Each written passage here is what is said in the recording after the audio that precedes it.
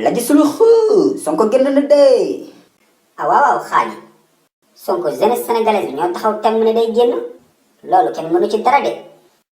la gisul léegi Sonko laa de. xaali xoola bul catu booy bi ah Sonko nañ ko bàyyi ak xale yi ah yow élection yi passé Issa Sall nga votel man ma votel Madické Niang man ak yow moom suñu ay candidat ba ñu abandonné moo yàgg. Madické Niang moom nee na bana il m'a trahi il m'a poignardé dans le dos xaali. gisul bay naa Issa Sall waay léegi man ci Sonko la.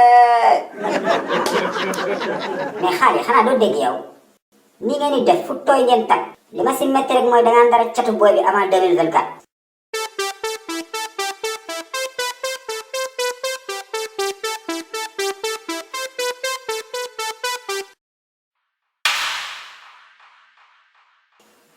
yow Malick waxuma loolu bul génnaat kër gi yow.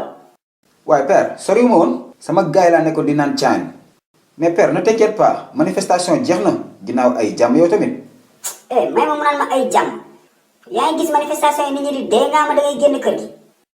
ah mais père il la fallait nag suñu démocratie moo nekkoon en jeu il fallait que jeunesse bi jug yow tamit.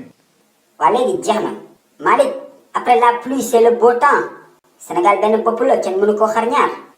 nañu fàttali xew te bañ fee nekk di jàppalante ay en ak gasalante kàmb nañu liggéey Sénégal te bàyyi wax ji bàyyi politique bi dëkk bi metti na nit ñi sonn nañu ñun ñii di borom kër yi xam nañ ci dara milliards yi ñuy dégg te gisuñu ko nañu si dimbali wàññi dund gi ceeb diwlin nañu wàññil dund gi. voilà père en parlant de ceeb ak diwlin du xam nga jaay doole moo taxoon nit ñi di manifester ci Sénégal kër gi nag dinaa commencer di fi manifester comme ça jaay doole jeex fi. Malick fii ku fi jaay doole yow. waaw yow kay père yow kër gi chaque jour yaa choisir lu ñuy togg mais loolu jaay doole la. mais Malick yow may sa baay su ma waxul lu ñuy togg ci kër kan moo ko fi wax. mani démocratie lañ wax yow kese yaa war a wax lu ñuy togg père kër goo xam ne ay ceebu jën rek la ñuy togg père suba domadaa la ñuy togg wala moom marché pacifique si kër gi. domadaa mais Malick man duma lekk domadaa daf ma jëndali ko. hé père. ñun loolu du suñu problème de domadaa la ñuy togg dañoo namm domadaa ñun. waa léegi kon garaaw nañ ko def suppu kànja. je père jógewuñ noonu de domadaa lañ namm domadaa si boppam la suñu yaram laaj.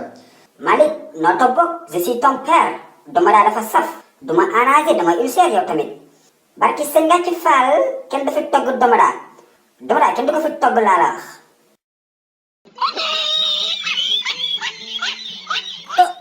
waaw seetaan nga ba pare déet bul dem foo jëm capal fii bësal bouton bu xonk bi nga abonné bu ko defee vidéo bu bees bu njëkk a génn nga bokk si ñu ko njëkk a seetaan yow tamit je vous aime I love you.